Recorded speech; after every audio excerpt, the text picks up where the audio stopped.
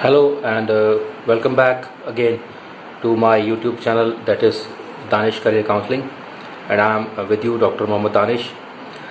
And आज मैं आपके साथ एक वीडियो साझा कर रहा हूँ जो है Uttar Pradesh public service commission द्वारा आयोजित गवर्नमेंट डिग्री कॉलेज एग्ज़ाम और उसका होने वाला इंटरव्यू।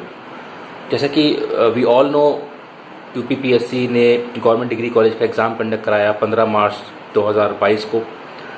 अब उसके आंसर्स आना बाकी हैं, उसकी कट ऑफ होना बाकी है।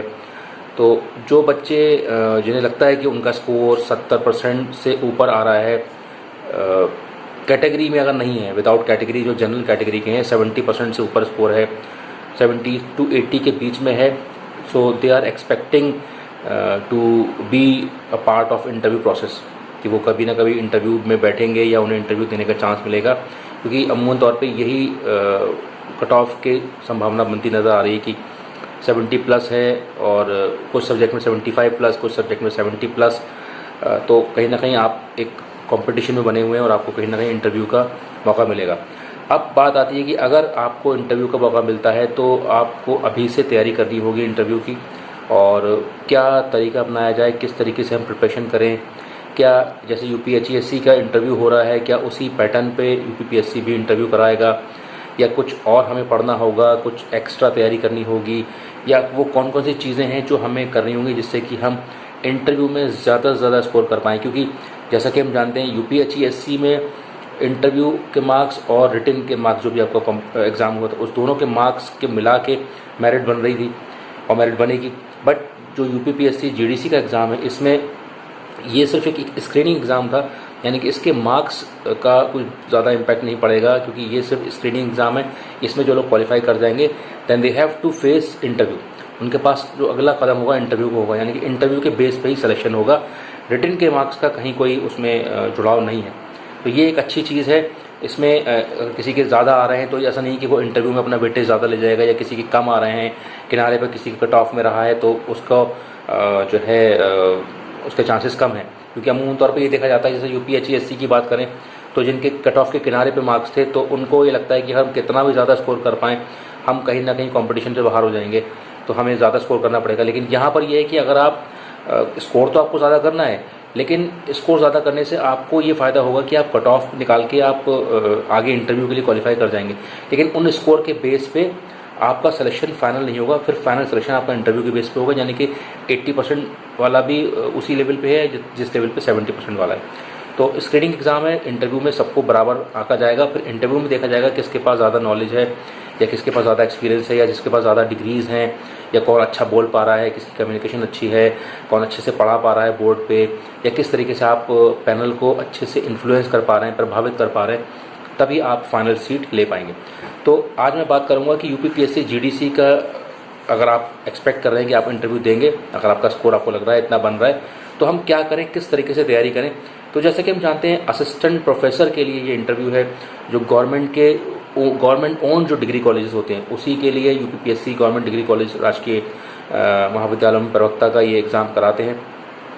तो अब असिस्टेंट प्रोफेसर के लिए इंटरव्यू है, तो ये बात तो एक तय है कि ये पूरा इंटरव्यू नॉलेज बेस्ड होगा, यानी कि आपकी नॉलेज आंकी जाएगी, आपके सब्जेक्ट विशेष, यानी कि जो विषय विशेष की जो नॉलेज है वो आपको अच्छी होना चाहिए।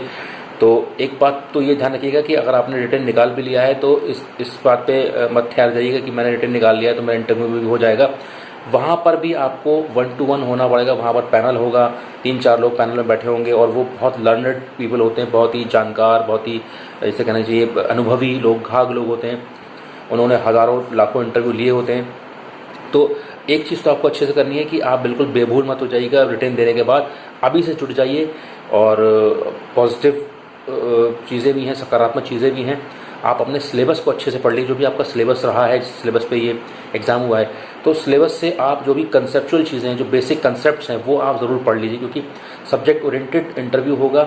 उसके अलावा फिर इधर उधर की चीज़ें पूछी जाएंगी, चाहे वो आपके टीचिंग एक्यूमेंट से हो, आपके शिक्षण पद्धति से हो, पढ़ाने के तरीके से हो, या पढ़ाने का तरीका आपका कैसा है, बोर्ड पे आप कैसे पढ़ाते हैं, बच्चों से कैसे कम्युनिकेट करते हैं, ठीक है, आपका कॉन्फिडेंस लेवल, आपकी कम्युनिकेशन, आपका आई कॉन्टैक्ट, आपकी बॉडी मूवमेंट, आपका जेस्चर, पोस्चर, ठीक है, verbal communication, non verbal communication with the panel members, ये सारी चीज़ें आती जाएंगी। आप किस तरीके से बैठते हैं, किस तरीके से कम्युनिकेट कर रहे हैं, क्या आपका कॉन्फिडेंस का लेवल है, और अगर आप सेलेक्ट हो जाते हैं तो वाकई में आप ज्वाइन करेंगे या इसे छोड़ देंगे, कोई और जॉब ज्वाइन कर लेंगे, या आपका इस जॉब के लिए कितनी तत्परता है, आप कितने डिटरमिन्ड हैं कि आपको ये जॉब करनी है। क्योंकि कुछ लोग जो है इंटरव्यू दे देते हैं और सेलेक्ट हो जाते हैं, उसके बाद वो जॉब छोड़ देते हैं, वो फिर किसी और जॉब की तैयारी में लग जाते हैं, पीसीएस की तैयारी में लग जाते हैं, या और बहुत सारी, मतलब उनका एक फोकस नहीं होता। तो वो भी आपको देखना है कि आप बहुत फोकस्ड हैं या नहीं हैं, और आप इसी जॉब के लिए फोकस्ड हैं, या फिर आपके दिमाग में बहुत सारी चीज़ें चल रही हैं, सिंगल माइंडेड होकर आप तैयारी कर रहे हैं, या आपके दिमाग में कई सारी चीज़ें चल रही हैं। तो ये सारी चीज़ें वहाँ बैठ के जो प्रोफेसर्स होते हैं वो सब जज कर लेते हैं। तो एक तो चीज़ ध्यान रखिएगा कि आपको पढ़ना क्या है। एक तो आपको अपने सब्जेक्ट स्पेसिफिक को बहुत अच्छे से कर लेना है, अभी से तैयारी शुरू कर दी है। जब भी रिजल्ट आएगा, जब भी कट ऑफ आएगी, जब भी रिजल्ट घोषित होगा, उसके बाद आपको इंटरव्यू के लिए बुलाया जाएगा, तब आपके पास टाइम नहीं होगा, फिर आप इधर उधर भागेंगे और जो है समय निकल जाएगा। इसलिए अभी से अपने बेसिक्स को, जो भी सिलेबस है, आप उसको रिवाइज करना शुरू कर दीजिए। उसके साथ साथ बोर्ड पे टीचिंग ज़रूर करिए। मैं पहले बता दूं, बोर्ड पे टीचिंग ज़रूर करिए, क्योंकि अभी मैं एग्जांपल देता हूं। मेरा एक व्यूअर है जिसने उड़ीसा का जो हायर एजुकेशन सर्विस कमीशन का जो है उच्चतर शिक्षा सेवा आयोग का एग्ज़ाम दिया था, उसका आज ही उसका मेरे पास मैसेज भी आया और उसका सिलेक्शन भी हो गया, और उसने बहुत अच्छे से पैनल को डिफेंड किया, और उसने अपनी एक मुझे वीडियो बना के भेजी थी कि कैसे बोर्ड पे पढ़ाएं, और उसको मैंने गाइड भी किया था। 5 से 7 मिनट की उसकी वीडियो थी, और मैंने उसको बताया भी था कि क्या क्या कमी है, क्या क्या फीडबैक मैंने उसको दिया, और उसने बताया कि काफ़ी मदद मिली उसको उन फीडबैक से, जो मैंने उसे फीडबैक दिया।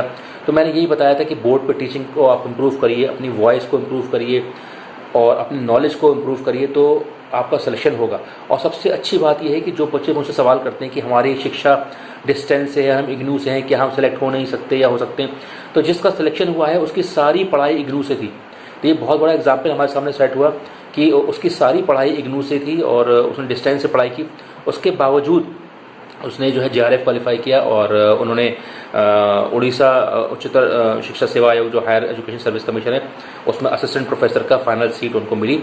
उनका सब्जेक्ट था एजुकेशन से उनका सिलेक्शन हुआ। तो बहुत बहुत मुबारक उनको, अगर वो वीडियो देख रहे हैं, मेरे व्यूअर हैं। और तो मैं उनका एग्जाम्पल लेके यहाँ कोट इसलिए कर रहा हूँ क्योंकि जिन लोगों को डाउट रहता है कि हमारी डिस्टेंस से एजुकेशन है, हमारी पत्राचार से है, तो क्या हम आगे कर पाएंगे नहीं कर पाएंगे। देखिए, उन्होंने JRF भी क्वालिफाई किया, और उन्होंने पत्राचार से पढ़ाई करते हुए भी निकाला, क्योंकि उनके अंदर कॉन्फिडेंस था और वो उस जॉब के लिए तत्पर थे। बोर्ड पे टीचिंग की उन्होंने मुझे वीडियो बना के भेजी, और बहुत अच्छी वीडियो बना के भेजी। मैंने उसको एनालाइज किया, देखा कि वो क्या पढ़ा रहे हैं, किस तरीके से पढ़ा रहे हैं, क्या चीज़ें उसमें इम्प्रूव हो सकती हैं, उसके ऊपर मैंने उनको कमेंट दिया। तो बोर्ड पे टीचिंग को आप अपनी इम्प्रूव कर लिए, अपने सब्जेक्ट को आप इम्प्रूव कर लिए, अपनी कम्युनिकेशन पे वर्क करिए, और अपने बातचीत के तरीके पे वर्क करिए। और जो है, कई बार इंटरव्यू में ये भी पूछा जा सकता है कि अगर आपका सिलेक्शन हो जाता है तो आप यूपी में कहीं पर भी जॉब करने के लिए जो मतलब राज़ी रहेंगे, यानी कि उस चीज़ को एक्सेप्ट करेंगे। ऐसा नहीं कि आप यहाँ नहीं करेंगे, वहाँ नहीं करेंगे, क्योंकि इस तरीके के सवाल पूछे जाते हैं, सब्जेक्ट से सवाल पूछे जाते हैं, और आप बोर्ड पर पढ़ा रहे होते हैं तो उस पर भी आपसे सवाल पूछे जाते हैं। ठीक है, तो ये कुछ चीज़ें हैं जो आपको ध्यान में रखनी है। और असिस्टेंट प्रोफेसर का इंटरव्यू है, सब्जेक्ट ओरिएंटेड होगा।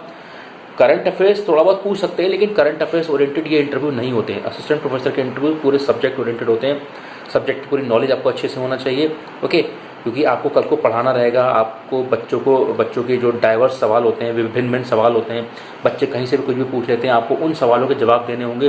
तो वो तभी आप दे सकते हैं जब आपके पास बहुत ही स्ट्रॉन्ग नॉलेज बेस है, आपका जो नींव है वो बहुत मजबूत है, आपकी कंसेप्चुअल नॉलेज बहुत क्लियर है, आपको अपने सब्जेक्ट में कहीं पर भी कोई डाउट नहीं है। तो आप तभी एक अच्छे प्रभावी शिक्षक बन सकते हैं, जिसके ऊपर मैंने पहले भी वीडियो बनाई हुई है कि आप कैसे एक अच्छे शिक्षक बने, कैसे एक प्रभावी शिक्षक बने। तो ये वो सारी चीज़ें हैं जो आपको अपने अंदर इनकलकेट करनी है, अपने अंदर उतारनी है। Then you can qualify, you can crack the final interview. चाहे वो UPHSC का इंटरव्यू हो, चाहे वो UPPSC GDC का इंटरव्यू हो, या कोई भी टीचिंग का इंटरव्यू हो, चाहे वो यूनिवर्सिटी लेवल का हो, चाहे वो किसी भी सेंट्रल यूनिवर्सिटी का हो, स्टेट यूनिवर्सिटी का हो। असिस्टेंट प्रोफेसर के इंटरव्यू अमूमन तौर पे इसी तरीके के होते हैं, क्योंकि पैनल जो होता है वो पूरा पैनल वाइस चांसलर से, प्रोफेसर से, डीन से, रजिस्ट्रार से, इस तरीके के लोगों से मिलकर बना होता है। तो वो लोग बहुत ही लर्नड पीपल होते हैं। तो वो आपके अंदर वो कॉन्फिडेंस, वो नॉलेज, वो कम्युनिकेशन स्किल, वो बात करने का तरीका, आई कॉन्टैक्ट, आपका body movement, each and everything they look for. तो ये वो चीज़ें छोटी छोटी जो आपको मैं बता रहा हूँ, अगर इन चीज़ों पर आप ध्यान करेंगे और अभी से जुड़ जाएंगे तभी आप असिस्टेंट प्रोफेसर का इंटरव्यू क्रैक कर सकते हैं।